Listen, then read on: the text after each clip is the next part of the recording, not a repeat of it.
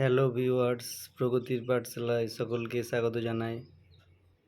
আজকে ভারতের ইতিহাসে বিভিন্ন বিদ্রোহ এবং প্রতিরোধ বিষয়ে একটি নতুন টপিক নিয়ে এসেছি। আজকের টপিক সাঁওতাল বিদ্রোহ।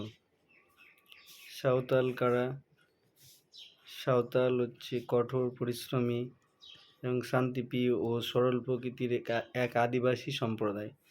এই সাঁওতালদের বাসস্থান কোথায় ছিল? সাঁওতালরা মূলত পশ্চিমবঙ্গ, ভারতের ঝাড়খণ্ড রাজ্য এবং উড়িষ্যা রাজ্যের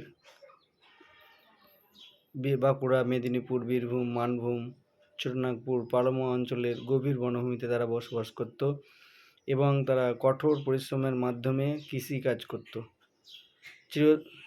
চিরস্থায়ী বন্দোবস্ত প্রবর্তিত হলে এই অঞ্চলে কোম্পানির রাজস্বের অধীনে আসে। জমিদার ও কোম্পানির কর্মচারীদের অত্যাচারে তারা এই অঞ্চল ত্যাগ করে রাজমহলের পাহাড়ি অঞ্চলে চলে যায় এবং রাজমহলের পাহাড়ি অঞ্চলের তারা জমি পরিষ্কার করে এবং সেখানে বসবাস শুরু করে। তারা এই রাজমহল এবং মুর্শিদাবাদের সেই জঙ্গল পরিষ্কার করে এই নতুন বসতি গড়ে তোলে। একে বলে দামিনী কোহ, অর্থাৎ পাহাড়ের প্রান্তদেশ। সাঁওতাল বিদ্রোহের কারণ। সাঁওতাল বিদ্রোহ ছিল নানা কারণের সমষ্টি। সাঁওতাল বিদ্রোহ হয়েছিল কারণ অত্যধিক হারে সাঁওতাল এলাকার মধ্যে রাজস্ব বাড়ানো হয়েছিল। তারপরে 2 নম্বর কারণ ছিল সাঁওতালদের জমি হরণ করা হয়েছিল। মহাজন এবং এই অঞ্চলের যারা জমিদার, সুদখোর মহাজন, তারা সাঁওতালদের জমি কেড়ে নিয়েছিল। তারপরে হচ্ছে 3 নম্বর মহাজনী শোষণ। তারপর ব্যবসায়ীদের ঠকানো। ব্যবসায়ীরা কেনারাম এবং বেচারাম নামে 2 ধরনের বাটখারার সাহায্যে সাঁওতালদের ঠকাতো।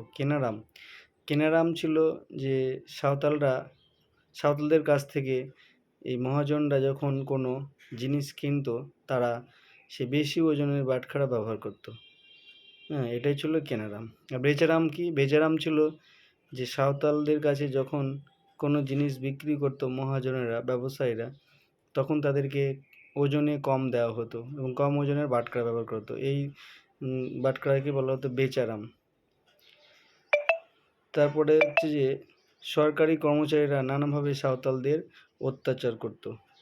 তারপরে এর পরবর্তী কারণ ছিল সাঁওতাল সমাজে ব্রিটিশ শাসন প্রবর্তিত হয় এবং সাঁওতালদের যে চিরাচরিত যে গ্রামীণ সমাজ ব্যবস্থা, সেটা ভেঙে পড়ে। 7 নম্বর হচ্ছে ঠিকাদারদের অত্যাচার ও বেগার খাটানো। ঠিকাদাররা নানাভাবে সাঁওতালদের বিভিন্ন কাজে লাগাতো এবং তাদেরকে খুব নামমাত্র বেতন দিত এবং এমনকি তাদেরকে বেগার খাটাতো। এমনকি ঠিকাদাররা সাঁওতাল রমণীদের কাজে লাগিয়ে তাদের কোনো টাকা দিত না, এমনকি সাঁওতাল মেয়েদের সম্মানে তারা হাত বাড়াতো। সর্বোপরি খ্রিস্টান মিশনারিরা সাঁওতালদের ধর্মান্তকরণ করার চেষ্টা করত।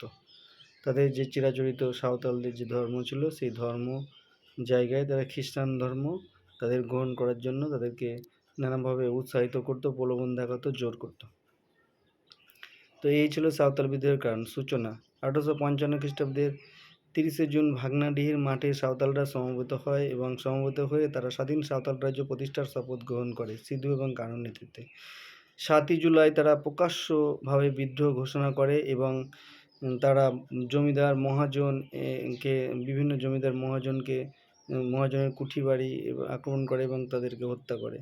পাকুড়ের রাজবাড়ি সাঁওতাল বিদ্রোহীরা দখল করে নেয়। বিদ্রোহীদের সংখ্যা প্রায় 50,000-এ পৌঁছয়। বিদ্রোহ ভাগলপুর থেকে মুঙ্গের পর্যন্ত বিস্তীর্ণ অঞ্চলে ছড়িয়ে পড়ে। এই বিদ্রোহে কার নেতৃত্ব দিয়েছিল? সাঁওতাল বিদ্রোহের নেতৃত্ব দিয়েছিল সিধু ও কানু নামে 2 ভাই। এছাড়া ছিল চাঁদ ও ভৈরব নামে 2 ভাই এবং আরও অন্যান্য নেতাদের মধ্যে ছিলেন বীর সিংহ, কালো প্রামাণিক, ডোমন মাঝি। এই সমস্ত নেতৃবৃন্দ সাঁওতাল বিদ্রোহের নেতৃত্ব দিয়েছিল। বিদ্রোহ দমন: অবশেষে সরকার চরম দমননীতি নিয়ে ব্রিটিশ সরকার সেনাবাহিনীর সাহায্যে সাঁওতাল বিদ্রোহ দমন করেছিল। 23,000 বিদ্রোহীকে হত্যা করেছিল। 1856 খ্রিস্টাব্দে ফেব্রুয়ারি মাসে এই বিদ্রোহ দমন করা হয়, যদিও বিদ্রোহ শুরু হয়েছিল 1855 খ্রিস্টাব্দে। সিধু ও কানু এবং অন্যান্য আরও অনেক নেতাকে সাঁওতাল নেতাকে ফাঁসি দেওয়া হয়েছিল। বিদ্রোহ চরিত্র। সাঁওতাল বিদ্রোহ কী প্রকৃতির বিদ্রোহ ছিল? সাঁওতাল বিদ্রোহ ছিল একটি কৃষক বিদ্রোহ। সাঁওতালদের সঙ্গে সাঁওতালদের সঙ্গে এছাড়া স্থানীয় কুমোর, কামার, তেলি, জোলা, তারপরে হচ্ছে যে ডোম, তাঁতি, গোয়ালা, গোয়ালা এই সমস্ত স্থানীয় বিভিন্ন সম্প্রদায়ের মানুষেরও সাঁওতালদের সঙ্গে নিম্ন সম্প্রদায়ের মানুষও সাঁওতালদের সঙ্গে যোগ দিয়েছিল। এই বিদ্রোহের